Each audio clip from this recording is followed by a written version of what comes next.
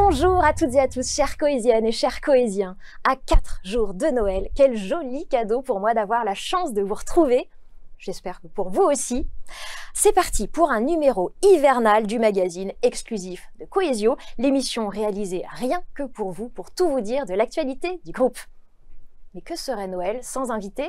Voici mes premiers convives, Gilles et Pierrick, évidemment. Bonjour Pierrick. Bonjour Nathalie. Et bonjour Gilles. Bonjour Nathalie.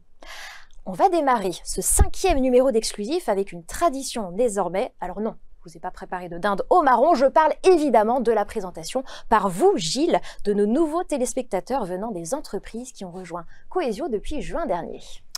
Oui Nathalie, alors ce sont 19 entreprises au total qui ont rejoint le groupe avec 301 nouveaux collaborateurs et un chiffre d'affaires additionnel de 75 millions d'euros en rythme annuel. Alors, premier métier, donc les télécoms, cette année, 10 sociétés du métier des télécoms rejoignent le groupe. C'était un peu jusque-là le petit poussé de nos activités, avec seulement 50 millions d'euros de chiffre d'affaires pour un chiffre d'affaires global de plus d'1 milliard. En réalité, c'est une activité qui était majoritairement rhône-alpine, et donc nous avions décidé de mettre l'emphase cette année en termes de croissance externe sur ce métier des télécoms, raison pour laquelle, donc comme vous voyez sur la carte, je ne vais pas citer tout le monde, ils sont un peu trop nombreux, mais sur tout le territoire, nous avons fortement investi dans ce métier télécom. Deuxième métier, donc l'IT, également 3 nouvelles sociétés donc dans le groupe, et nous avons également 3 sociétés en négociation exclusive, dont on ne peut pas donner les noms à ce stade, mais qui vont nous rejoindre, ça sera pour le prochain exclusif. Et enfin le métier de l'impression, 6 acquisitions, également réparties, donc comme vous le voyez sur la carte, donc 6 sociétés supplémentaires dans le métier des solutions d'impression nous ont rejoints depuis le 1er avril. Merci Gilles, qui fait toujours un excellent présentateur météo, n'est-ce pas? On va donc souhaiter la bienvenue à ces 301 nouveaux collaborateurs Cohesio. Et puis Gilles, on m'a aussi parlé d'une nouvelle entité qui a vu le jour en octobre dernier. On peut en savoir plus? Oui, alors c'était le 2 octobre, c'est un baptême, c'est une société qui est née de la fusion des sociétés Aviti, CIS Valley et Dataset, entité qui est spécialisée dans l'infrastructure, les services managés, le cloud et la cybersécurité, qui travaille la clientèle de nos plus grands comptes, ETI, collectivités, comme sa maison mère Cohesio Corporate IT, donc l'ensemble constitue la branche corporate. Et donc Cohesio Corporate Technologies, c'est 110 millions de chiffre d'affaires, 260 collaborateurs, 8 implantations et 7 data centers en France. Une nouvelle entité métier à qui nous souhaitons beaucoup de succès. Et en parlant de succès, il est temps de parler chiffres, Gilles. Alors hop, debout, place à la séquence résultats de l'entreprise.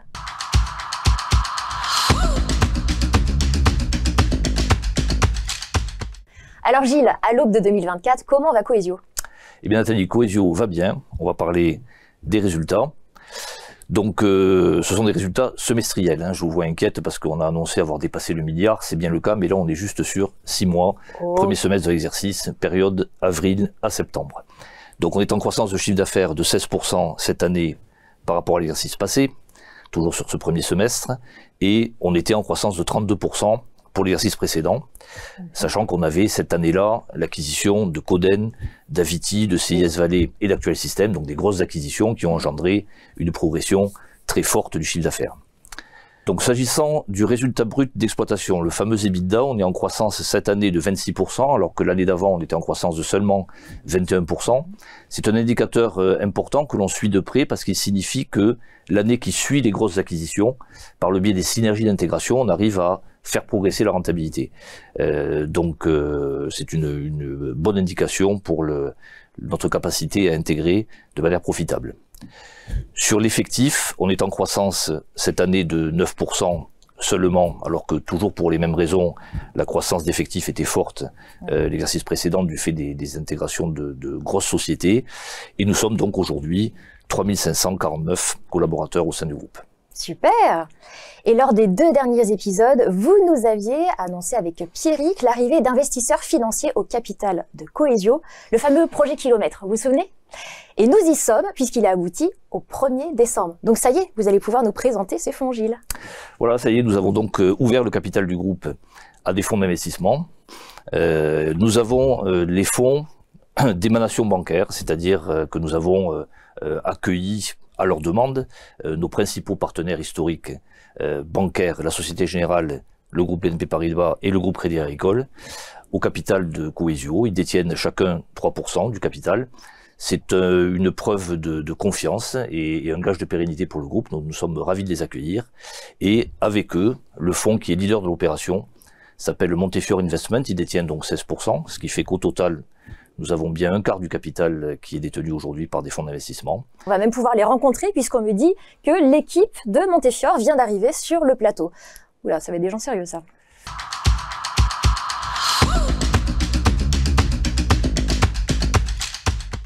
Bonjour à tous les trois, soyez les bienvenus dans Exclusif. Bonjour. Bonjour. Merci d'être venus vous présenter aux collaborateurs Cohesio. Alors déjà, je suis très rassurée parce que vous avez l'air hyper sympa pour des financiers. On est quand même en costume un peu sévère. C'est vrai, mais bon. D'ailleurs, je vais commencer avec vous, Henri Taupiol. Vous êtes associé chez Montefiore Investment. Mais qui est Montefiore? Montefiore est un fonds d'investissement français, totalement indépendant, dont la mission est d'accompagner des entrepreneurs des métiers de service dans leurs projets de croissance rentable et durable. Concrètement, qu'est-ce que ça veut dire? Nous gérons de l'épargne pour le compte de ceux qui la collectent à long terme et nous investissons dans un petit nombre de sociétés que nous passons beaucoup de temps à sélectionner pour accompagner leurs dirigeants et les aider dans la mesure du possible à accélérer leurs projets pour construire des sociétés plus durables et plus solides. Parfait, merci Henri. Alors nous avons également François de Maillard, co-associé donc chez Montefiore Investment. On est curieux de savoir ce qui vous a convaincu d'investir dans Cohesio. Alors nous avons choisi d'investir dans Cohesio pour 3 principales raisons. La première, c'est avant tout son métier historique, l'impression, qui est un métier extraordinaire pour nous, à la fois récurrent, rentable, et qui a donné à Cohesio une base de clients de plus de 100 000 TPE-PME, et qui sont les fondations sur lesquelles Cohesio pourra construire son développement demain. La deuxième raison, c'est la capacité d'innovation de Cohesio. Cohesio a développé des offres dans les télécoms, dans l'informatique, la Cohesio TV, la téléphonie, Internet, et plein d'autres offres encore. Et la troisième raison, qui en réalité est la plus importante, parce que sans elle, on ne pourrait rien faire, rien ne serait possible, ce sont les équipes de Cohesio, les collaborateurs et les collaboratrices de Cohesio, le monteur, le réparateur, le technicien, le commercial, toutes les personnes qui font l'entreprise et qui construisent jour après jour le succès de Cohesio, qu'on espère encore pour de très longtemps. Et ouais, ils sont trop forts, moi aussi je les kiffe. Alors enfin, Solène, Olivier, vous faites partie de l'équipe investissement chez Montefiore. Quel sera son rôle à cette équipe? Autrement dit, comment allez-vous aider au développement de Cohesio? Nous avons pour habitude chez Montefiore d'être avant tout un partenaire de long terme pour vous accompagner sur des projets de croissance durable. Nous accompagnons et avons accompagné une 50aine de sociétés et nous souhaitons nous appuyer sur ce savoir-faire et ces partages d'expertise et d'expérience avec les dirigeants et les équipes de ces sociétés pour accompagner au mieux demain Cohesio et vous tous. Nous souhaitons également pouvoir apporter nos expertises lorsque ce sera utile sur des projets dédiés tels que le financement d'un projet ou l'étude d'une cible d'acquisition. Merci, parfait. Je suis ravie que vous soyez ces nouveaux super partenaires pour Cohesio. Et d'ailleurs, je vois que Pierrick est en coulisses. Venez nous rejoindre pour le mot de la fin sur ce fond.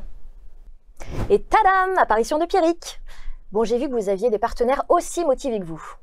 Ben oui, c'était une vraie rencontre avec Henri, Solène et François.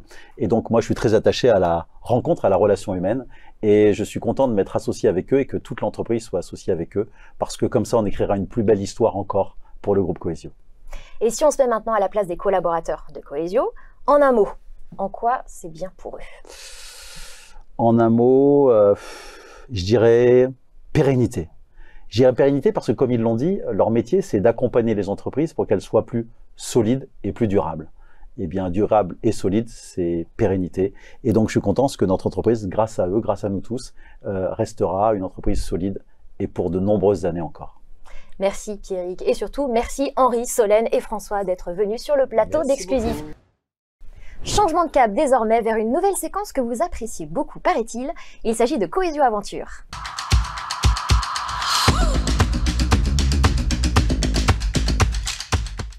Dans Cohesio Aventure, nous avons bien sûr suivi les péripéties du bateau Cohesio avec votre skipper Erwan Leroux et Audrey Augereau pour la célèbre Transat Jacques Vabre partie du Havre le 29 octobre dernier. Des conditions très difficiles pour une année pas comme les autres. Revivons ensemble en images cette aventure si particulière. Chers Coésiens, chères Coésiennes. Merci à tous de nous suivre pour la Transat Jacques Vabre. Dimanche 29 octobre, nous allons prendre le départ de la Transat Jacques Vabre et nous allons tenter de vous faire vivre de l'intérieur notre aventure. Alors, on se voit à l'arrivée? Les premiers vents forts commencent à souffler en ce moment même sur la Bretagne. La tempête Ciarán arrive comme prévu et balaie déjà les îles du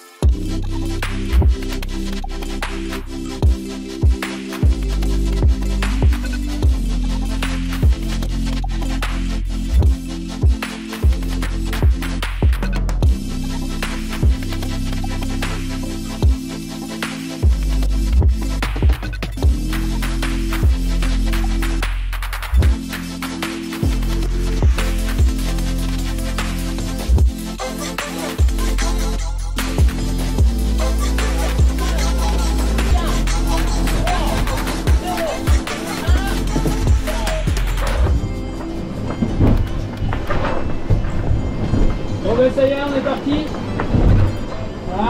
Voilà, déjà beaucoup de manœuvres depuis le départ et voilà, on n'a pas fait un bon départ mais ça y est, là on est déjà bien revenu dans le match avec le petit coup à la côte, petit coup à droite. Donc voilà, on est content. Allez, on vous raconte tout ça et puis allez, des bisous, à bientôt. Ciao.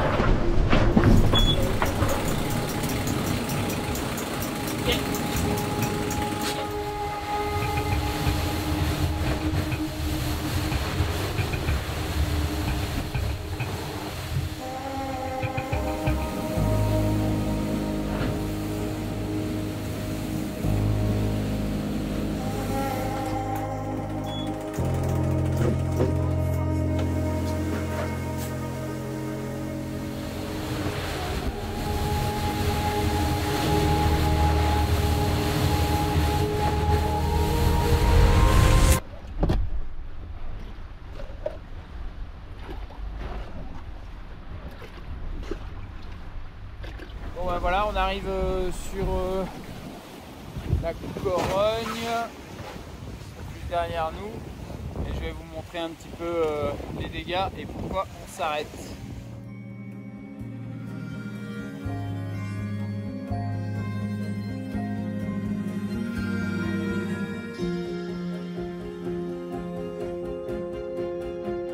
C'est voilà, tous les collaborateurs de Coésio qui nous suivent, c'est dommage quoi, hein, on les a laissés seuls sur Virtual Regatta. Non, par contre on a reçu plein de messages, donc en fait déjà il faut qu'on leur dise merci pour tous les messages et de soutien qu'on a eu. Je crois que c'est aussi dans les difficultés qu'on voit les vrais partenaires et voilà, et le nombre de messages des collaborateurs de Coésio, ça fait plaisir, ça fait chaud au cœur, donc non, c'est top, on a un chouette et un joli partenaire.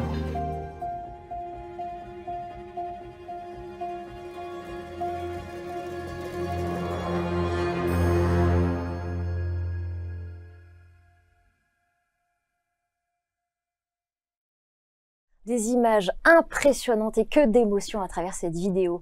Merci pour tout ce formidable soutien que vous leur avez apporté. Et devinez quoi? Eh bien, ils sont là. J'ai le plaisir d'accueillir pour vous les deux protagonistes de cette aventure. Bonjour Erwan, bonjour Audrey. Bonjour Nathalie. D'abord, quel est votre état d'esprit de retour sur la terre ferme? Écoute, après avoir vécu une contre-performance, il faut savoir rebondir, il faut savoir analyser, il faut savoir comprendre pour pouvoir s'améliorer et progresser sur la future saison et dans son fonctionnement. Donc voilà, l'état d'esprit est plutôt bon parce qu'en fait, on essaie de sortir tout le côté positif de cette aventure, même si elle n'a pas été conforme aux objectifs qu'on s'était fixés. Et donc voilà, donc on va forcément sortir plus grand et meilleur de cette aventure. C'est vrai que moi, pour ma première transatlantique en course, j'attendais un scénario un peu meilleur. Mais tous les entraînements qu'on a mis en place avant, toute la phase de départ au Havre et ces 3 jours de course, ça nous a aussi permis de valider des automatismes avec Erwan. Et ça, c'est une expérience précieuse pour la saison prochaine et c'était vraiment pas du temps perdu. Ah, très bien. Bah, parlons de la suite alors. Quels sont les grands événements qui nous attendent en 2024 sur l'eau? Alors pour 2024, on retrouvera le Pro Sailing Tour, sur lequel on défendra le titre durement acquis l'année dernière. Il y aura un beau programme parce que fin juin, on sera en Atlantique, puis en Méditerranée à l'automne, la mi-automne. Il y aura toujours l'objectif de tourner la saison 4 de la série Ocean 50, qui sera sur Canal+. D'ailleurs, la saison 3 de la série Ocean 50 sortira là, courant 2024. Ouais. Et puis on aura également une nouvelle épreuve qui s'appelle la Route des Terre-Neuva, qui est une course, une traversée de l'Atlantique qui ralliera Saint-Pierre-et-Miquelon à Saint-Quay-Portrieux en équipage. Donc beau programme. Oui, et Erwan, j'ai entendu dire qu'un autre événement se préparait avec le bateau Coesio en 2024. Tu peux nous en dire plus? Oui, j'ai le plaisir d'annoncer à tous les Coésiens et les Coésiennes le Coesio Tour. Donc on viendra à la rencontre des collaborateurs et des clients Coesio de mai à juin avec voilà, sur toute la façade atlantique. Donc ça commencera début mai vers Fécamp et ça se terminera à Arcachon fin juin. Et bien sûr on sera en Méditerranée à l'automne pour le Pro Sailing Tour. Alors ça, c'est génial parce que je sais que ces rencontres avec vous sont toujours exceptionnelles pour les collaborateurs. Audrey, c'est ta 2e saison avec Erwan et l'équipage Coesio. Est-ce que ça te donne envie de continuer? Évidemment, plus je navigue sur Coesio et plus j'avance avec l'équipe, plus je me dis qu'en fait, c'est bien ma voie et que j'ai eu raison de dire oui à Erwan et à Coesio sur ces 2 dernières saisons. En plus, on a été très soutenus par de nombreux messages d'encouragement des collaborateurs de Coesio. Et je commence à comprendre les valeurs de cette entreprise et cette énergie collective qui me plaît beaucoup et qui motive finalement. Et si je peux ajouter, avec Audrey, nous formons un duo complémentaire et nous sommes plus forts ensemble. Et j'espère que cette collaboration va perdurer pendant longtemps. Et oui, et avec Coesio, d'ailleurs, ça vous dit qu'on demande à Pierrick de nous rejoindre? Avec plaisir. Avec plaisir. Pierrick, je vais vous garder avec moi parce qu'on va maintenant prendre des nouvelles du dirigeable Coesio. Dans la rubrique Coesio Aventure, on vous a parlé depuis quelques épisodes du dirigeable Coesio. Pierrick, on en est où dans ce projet? Bon, ce projet, on l'a lancé à Cannes. C'était un projet ambitieux. Ce projet était de battre le record du monde de vitesse avec un dirigeable électrique, ce qui n'a jamais été fait. Et donc, on a fait ce premier vol. Vous avez eu le témoignage lors du dernier exclusif. Exactement. Et puis, on a connu des déconvenues avec cette machine, avec des problèmes techniques qui se sont accélérés, qui se sont aggravés. Et on a décidé, il y a 1 mois, d'arrêter le projet, puisque nous considérions que la sécurité des gens autour du projet était en jeu. Et donc, bien sûr, il a fallu arrêter. On sent que ça a été une décision difficile à prendre pour vous. Ben oui, ce projet me tenait à cœur. Moi, j'étais partie prenante. Hein. J'étais pilote lors du premier vol. J'adorais ce projet. Et donc, c'est aussi mon métier de prendre des décisions difficiles. Vous savez quoi, quand on a donné le meilleur pour un projet, mais qu'il échoue, eh bien on devient plus solide pour rebondir vers le prochain. Et ça, c'est Fabien Galtier qui me l'a dit lors d'une précédente interview. Et d'ailleurs, c'est de rugby dont on va parler tout de suite dans Coesio Aventure. Gilles, on va revenir ensemble sur le partenariat de Coesio avec la Coupe du Monde de rugby. Quel bilan vous en faites maintenant que la compétition est terminée? Alors bien sûr, on aurait préféré que le 15 de France aille en finale et la gagne. Clairement. Tant qu'à faire, on aurait aimé aussi battre les Argentins au Qatar. Hein, mais enfin bon, du point de vue Coesio, ça a été une très belle opération.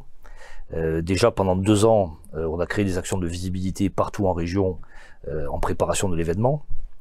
Pendant la compétition elle-même, on a pu inviter de nombreux clients et tisser des liens avec eux encore plus intimes, parce que c'est quand même une compétition particulière. Et enfin, les collaborateurs ont bien adhéré aussi à l'aventure, et on l'a mesuré avec le nombre d'entre eux qui ont participé donc au concours de pronostics sur Scorecast, 1300 Coésiens et Coésiennes qui ont joué le jeu. Donc pour nous, c'est une opération de sponsoring très positive. Oui, un partenariat réussi, on peut le dire. Alors, on va replonger un instant dans ces bons souvenirs avec vos ambassadeurs #TeamDurable. Bonjour chers Cohésiens et Cohésiennes, j'espère que tout va bien pour vous. Vous le savez, depuis 2 ans, nous sommes partenaires officiels de cette très belle compétition mondiale et grâce à EOL et la Team Durable, nous avons pu reconditionner 150 copieurs que nous avons mis à disposition de ce groupe France 2023. Et grâce aussi à cette très belle opération, nous avons pu récolter 30 000 € qui ont été versés au fonds de dotation Rugby au cœur. Voilà, ça c'était la première bonne nouvelle. La deuxième, et je tiens à vous féliciter et vous tirer un grand coup de chapeau, vous avez été près de 1300 à vous inscrire pour Scorecast et vous avez joué le jeu à fond et jusqu'au bout. Bravo à vous! Ah mais on t'avait dit Christian, chez Cohesio, on ne rigole pas. Et d'ailleurs, on voulait féliciter les grands gagnants du concours pronostic.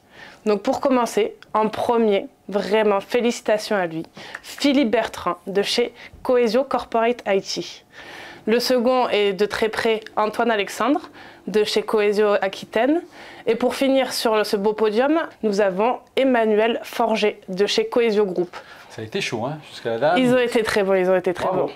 Et d'ailleurs, on tenait aussi à vous féliciter. Malgré la défaite de notre 15 de France, vous avez été les meilleurs supporters de cette Coupe du Monde, que ce soit dans les stades ou dans les agences. Magnifique. Pour vous remercier, on vous a préparé une petite compilation des meilleurs moments de cette Coupe du Monde. Allez, venez, on vous montre ça. Génial. Par contre, j'ai juste un petit truc, je ne sais pas si tu t'en souviens, mais la dernière fois qu'on a tourné chez nos amis d'EOL, non, tu t'en souviens pas, il s'est passé un truc. Non, non, je me souviens pas du tout. Tu vois le truc là, regarde. Quoi?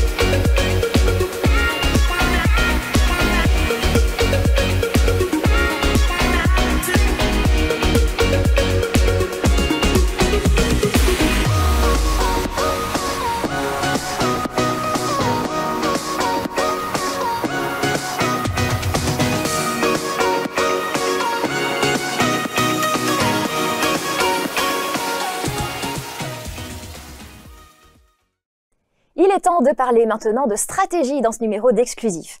À quelques mois de la clôture du plan Matrioshka lancé en septembre 2021, ça vous dit de découvrir à quelles avancées concrètes il a mené jusqu'ici?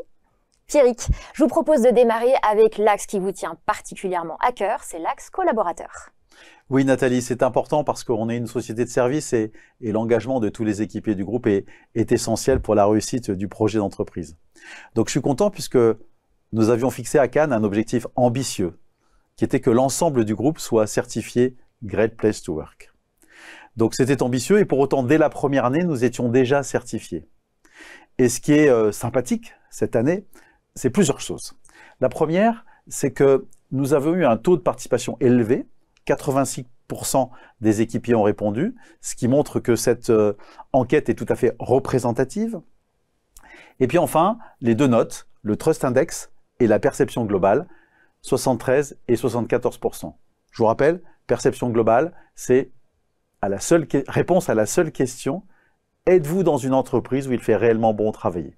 Alors que le Trust Index est la moyenne des 60 réponses aux questions de Great Place to Work.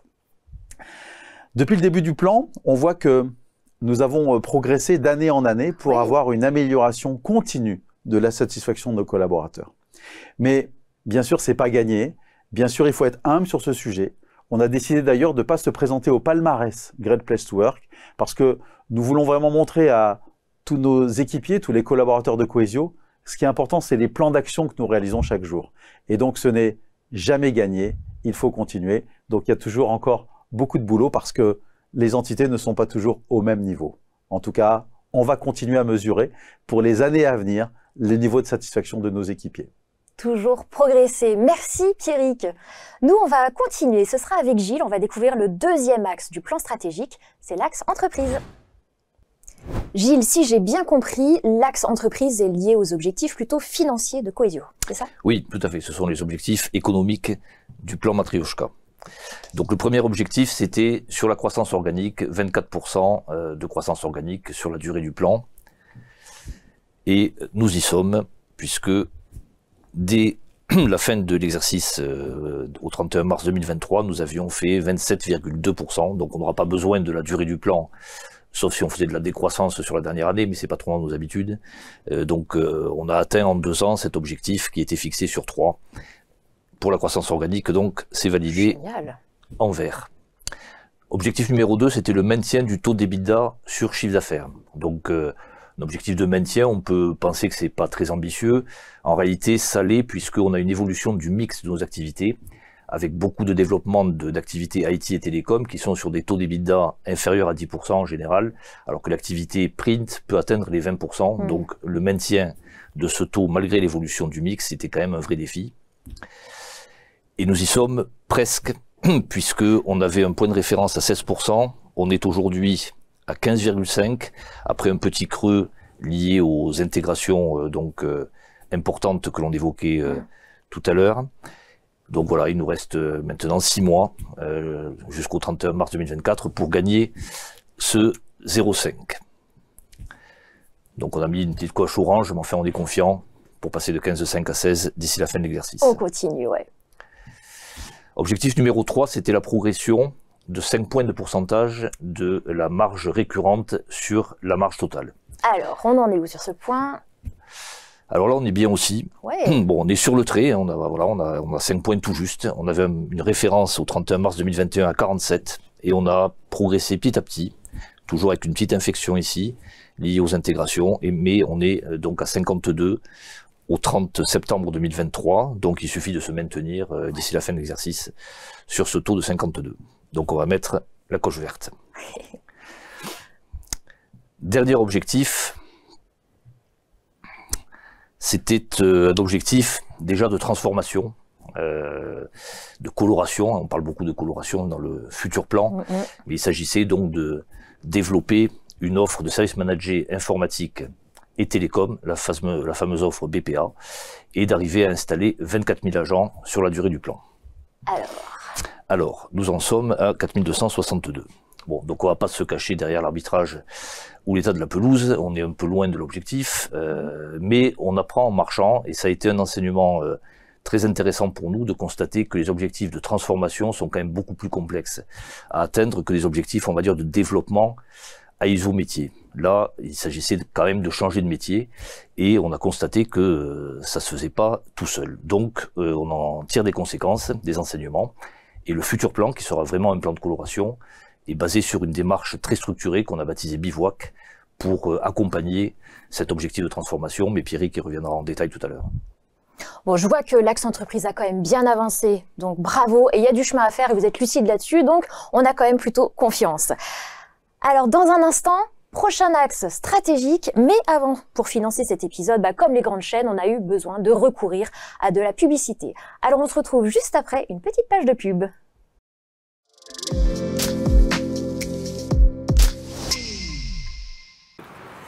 Bonjour. Bonjour, j'ai un petit souci avec mon photocopieur et j'aurais voulu le changer par un neuf. Vous me conseillez quoi? Aucun. Ah bon, ils sont pas bons les photocopieurs? Si, mais je vous déconseille d'en acheter un. Ah, vous êtes un dévendeur? Non, une éco-vendeuse. Chez Coesio, on va revaloriser vos pièces détachées et aussi on va reconditionner vos machines. Ce qui va permettre à votre portefeuille et aussi à la planète d'aller mieux. Je vous explique. Parce que nous voulons faire retentir les bonnes pratiques, posons-nous les bonnes questions pour mieux vendre.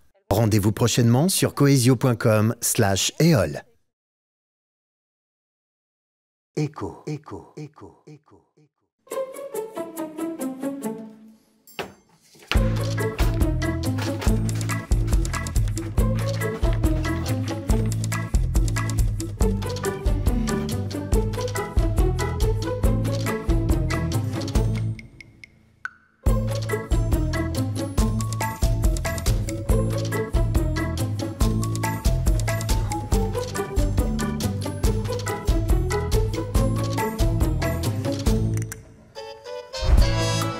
Découvrez le premier écran interactif Coesio, bientôt dans vos agences et chez vos clients.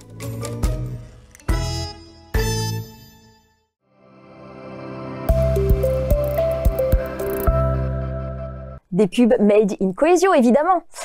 Mais dites-moi, Gilles, l'écran présenté dans la pub, ce serait pas celui qui est derrière nous? Si Nathalie, vous me demandiez tout à l'heure quel était ce magnifique objet, oui. Eh bien c'est le brand new Coesio EasyScreen Touch, entièrement conçu par Coesio. C'est un écran de dernière génération avec toutes les dernières technologies intégrées, notamment le partage d'écran sans fil natif grâce à ce dongle que vous avez vu dans la pub tout à l'heure. Voilà, et cet écran donc va être livré dans toutes nos agences dès le mois de janvier pour développer nos offres de services récurrents. C'était l'instant téléachat. Merci beaucoup, Gilles. Et trop la classe, hein, ce EasyScreen Touch. Oui, par contre, il n'y en aura pas pour tout le monde. Hein. Dépêchez-vous. Et nous, on va continuer sur le plan stratégique avec, bien sûr, le prochain axe.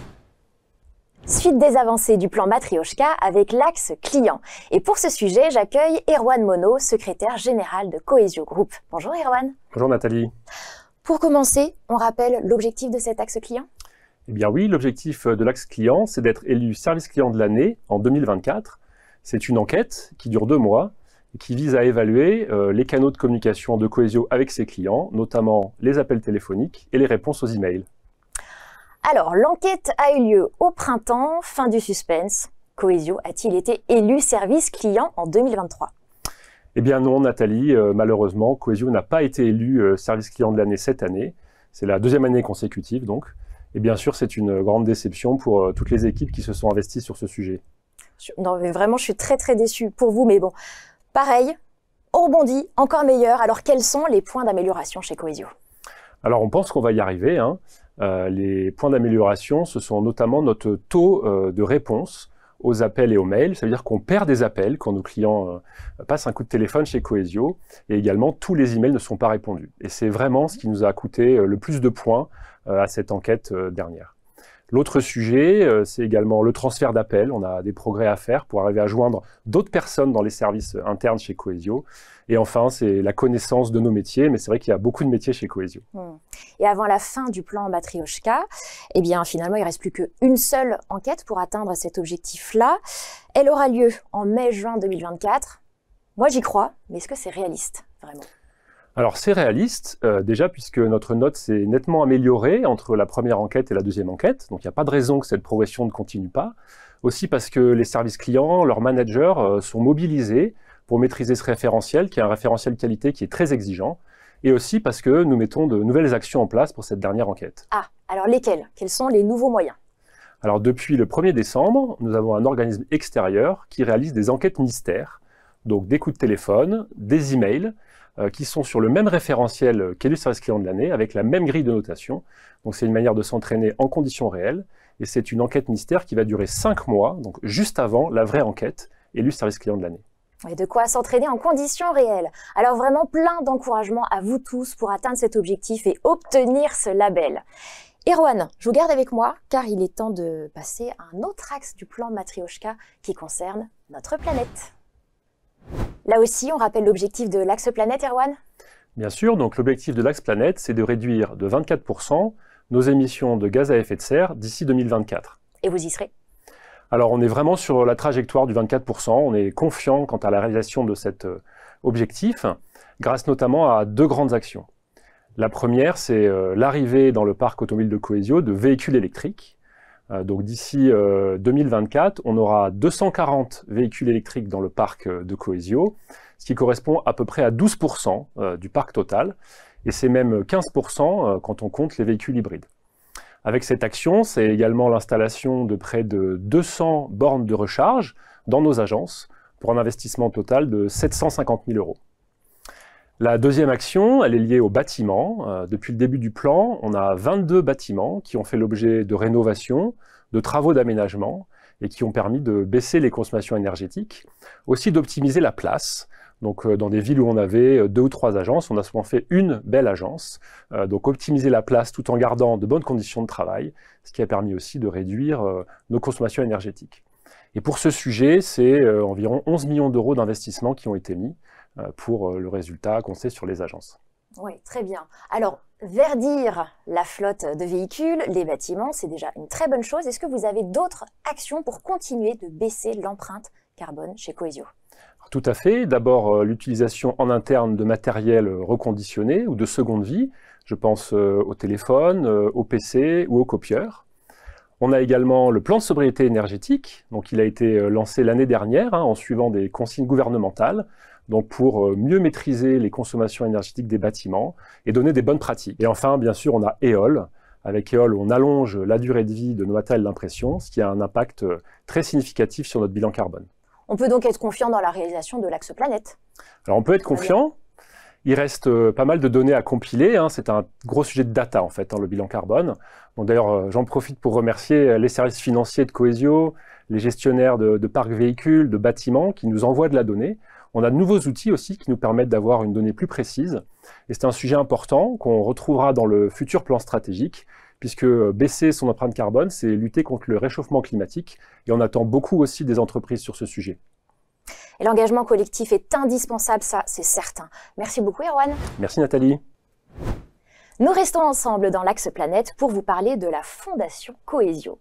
Pour nous en dire plus, j'accueille une nouvelle invitée sur le plateau d'Exclusif. Elle s'appelle Anne Parent. Bonjour Anne. Bonjour Nathalie. Je vous laisse vous présenter. Oui, donc Anne Parent, je suis directrice générale adjointe de Coesio Ouest et également vice-présidente de la Fondation Coesio. Une fondation qui va fêter son 2e anniversaire en février. Comment se porte-t-elle? Elle se porte bien. Nous sommes extrêmement contents de la réussite de la fondation. Pourquoi? Tout simplement grâce aux chiffres. Plus de 122 projets ont abouti, ont été financés pour un total de dons de 390 000 € et 83% de cagnottes ont été activées par nos collaborateurs. En effet, on peut dire que c'est un succès, bravo. Quels sont les ingrédients selon vous de cette réussite? Alors, il y a plusieurs ingrédients dans cette réussite. Le premier, c'est tout simplement le fonctionnement de la Fondation qui est tout à fait innovant. Pourquoi? Ce sont nos collaborateurs qui apportent des projets associatifs et ce sont également leurs collègues qui contribuent au financement des différents projets en apportant tout simplement la cagnotte qui est mise à disposition par la Fondation à hauteur de 25 € par trimestre. Très bien. Donc ce n'est pas l'entreprise qui décide, ce sont bien les collaborateurs qui sont au cœur du dispositif. Et le deuxième ingrédient, c'est tout simplement nos collaborateurs, donc l'implication, leur engouement autour d'un dispositif qui a du sens et autour de causes qu'ils ont à cœur.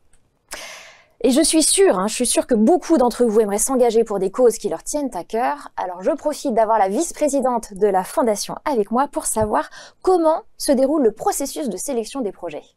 Alors le processus est simple. Nous avons un comité composé de 6 personnes. Nous nous réunissons donc toutes les 2 semaines afin d'étudier l'ensemble des projets qui ont été déposés sur la plateforme TeamStarter.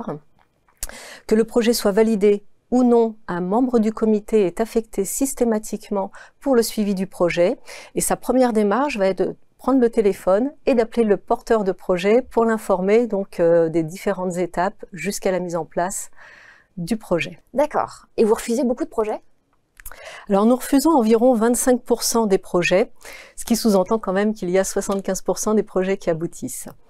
Alors les critères principaux sont dus au fait qu'ils ne sont pas inscrits dans les statuts de notre fondation. Pour exemple, les projets à l'international, nous ne pouvons pas les retenir.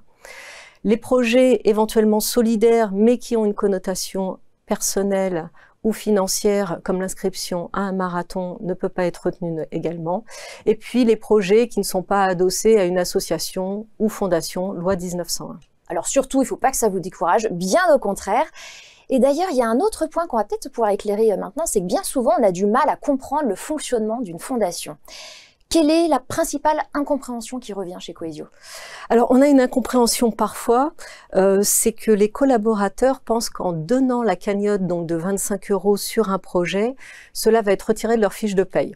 Donc, je souhaite les assurer qu'il n'y a pas d'implication financière les concernant et que c'est bien la fondation qui met à disposition auprès des collaborateurs sur la plateforme TeamStarter 25 € par trimestre, donc à concurrence de 100 € par an. Bah oui, c'est rassurant, ça valait le coup d'éclaircir le sujet.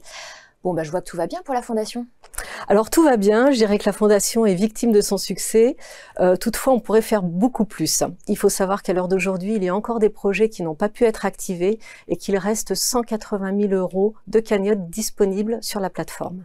Merci Anne, le message est bien passé. Alors vous l'avez compris, hein, on compte sur vous pour dépenser l'argent de Cohesio, en faisant du bien à notre planète.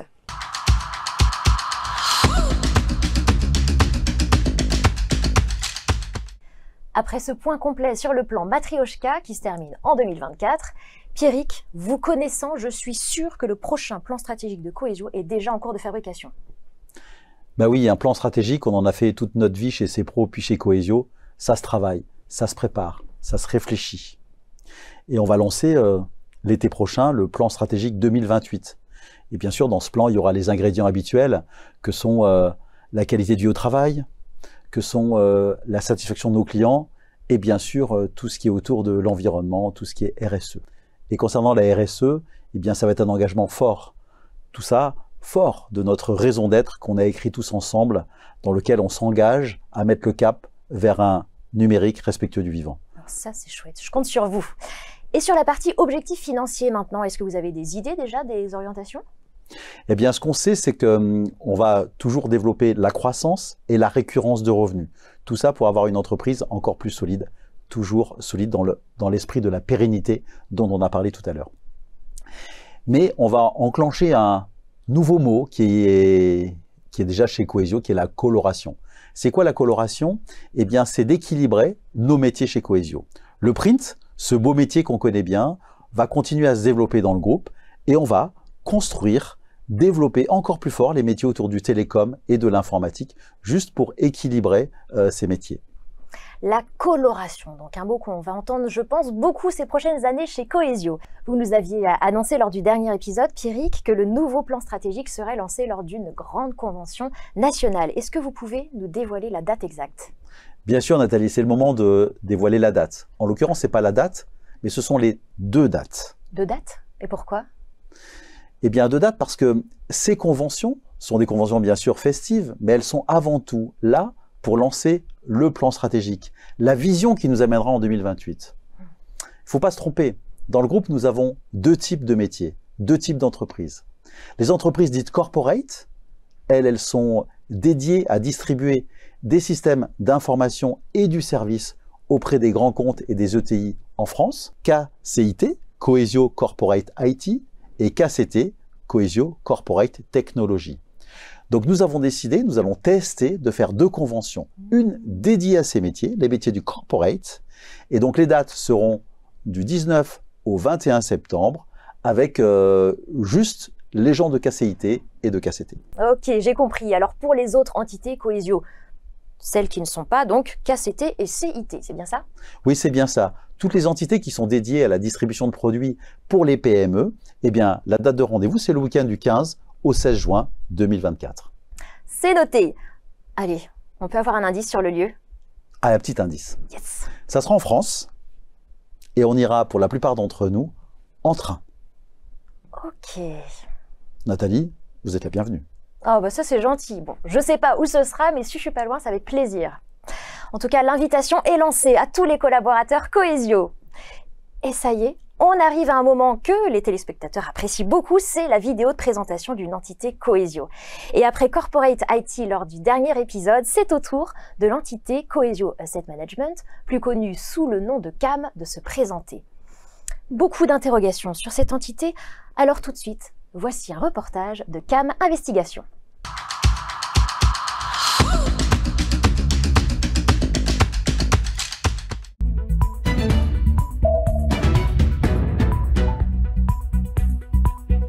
Il semblerait que la fièvre du business soit montée à la tête de CAM. Cette filiale, à l'origine dédiée à aider les autres entités du groupe grâce à des solutions de financement et à ses applications. Alors, qui se cache derrière cette organisation secrète? Avec mon équipe, nous avons enquêté durant des mois et nous allons vous dévoiler les visages et les méthodes de ceux qui agissent derrière la plus opaque filiale de Cohesio. Cohesio Asset Management, la filiale de l'ombre, c'est un document signé Catherine Java, Jackie Cashflow, Alexandre Coef pour CAM Investigation. Notre enquête débute à Paris, place Vendôme. Nous tentons d'en savoir plus sur CAM et sur son organisation. Bonjour, Élise Luquette pour CAM Investigation. Nous suspectons votre organisation de développement applicatif douteux et de financement suspect. Effectivement, nous faisons tout cela, mais rien d'obscur, je vous rassure.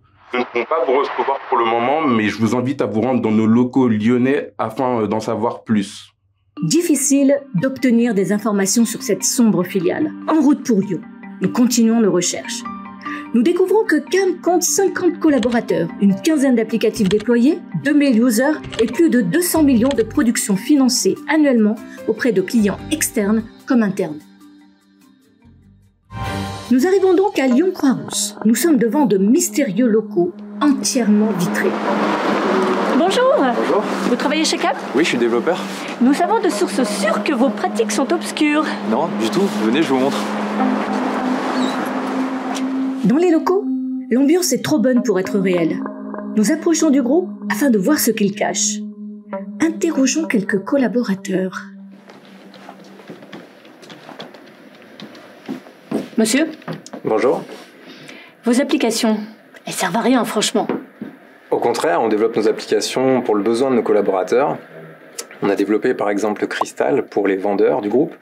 On a Capitano pour Cohesio Networks. Et puis Jade pour Eole. Et c'est tout? Non, bien sûr, il y en a plein d'autres. On a aussi Coca pour les techniciens print. Et puis bientôt, Kikode qui va sortir pour Actual. Et pour les financements, vous êtes peu scrupuleux? Ça se passe sous les magouilles? Pas du tout. Allez au siège à Valence, on vous en dira plus. Notre enquête touche à sa fin. Nous arrivons au siège de Cohesio à Valence. La porte des bureaux de CAM est ouverte. Nous entrons. Nous allons essayer de les prendre la main dans le sac. Bonjour, Élise Luquette pour CAM Investigation. Que faites-vous? Vous détournez de l'argent sur des comptes offshore? Pas du tout, j'analyse un bilan pour une demande de financement. Et vous? On s'apprête à appeler un commercial. Mais dans quel but? Simplement pour échanger avec lui sur le montage de son dossier. Ça suffit maintenant, il va falloir me dire qui est le responsable, c'est vous? Ah non, moi c'est Maxime, je suis dev. Le responsable, c'est Damien. Il est là d'ailleurs, regardez. Ah, Damien. Bon, il va falloir m'en dire plus et répondre à mes questions. Ouais, très bien, venez, on s'installe. Bon, c'est quoi, CAM? Qu'est-ce que vous magouillez? C'est avant tout des collaborateurs qui accompagnent les filiales au quotidien dans leur transformation via des solutions de financement et via des solutions applicatives. Mais pour quel objectif? De simplement contribuer à la croissance du groupe, sa structuration et délivrer un petit peu de rentabilité. Ensuite, on a notre propre volonté de croissance. On a lancé depuis peu ce qu'on appelle le financement hors groupe. On est donc capable depuis peu de financer diverses activités de partenaires extérieurs. Bon, bah, puisque vous n'avez rien à vous reprocher, coupe. Et attendez, moi ça m'intéresse, j'ai du matos audiovisuel à financer, c'est possible? Bah bien sûr, on sait faire ça. Suivez-moi. Mais coupe, arrête, c'est bon.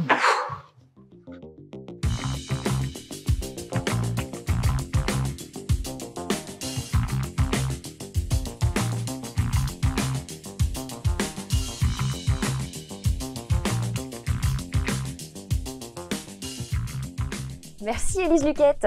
Grâce à vous, nos téléspectateurs ont bien cerné les missions de CAM. Eh bien Pierrick, ça y est, il est l'heure de conclure. Quel est votre sentiment en cette fin d'année 2023? Nathalie, encore une année extraordinaire, une très belle année. Une année avec de la croissance, beaucoup de croissance.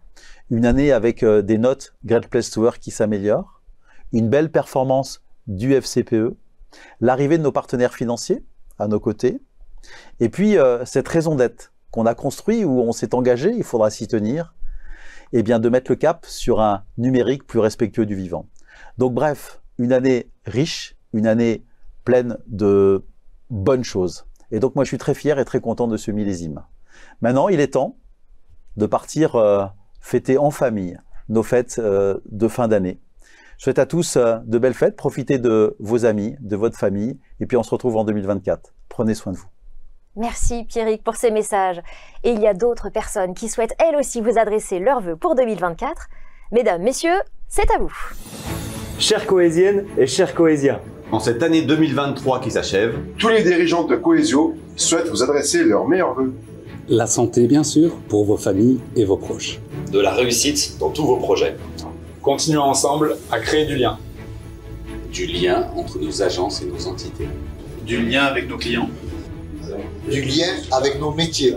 Mais surtout, un grand merci. Merci pour votre travail. Merci pour votre engagement. Merci pour les fausses notes, elles nous font avancer. Merci pour votre confiance. En 2024, nous continuerons de faire de Cohesio une entreprise où il fait bon travailler. Une entreprise dynamique et en croissance. Une entreprise de proximité. Une entreprise qui cultive son énergie collective. Une entreprise qui colore ses projets pour voir grand. Une entreprise qui s'engage pour un numérique plus respectueux du vivant. Nous vous souhaitons d'excellentes fêtes de fin d'année à chacune et chacun d'entre vous.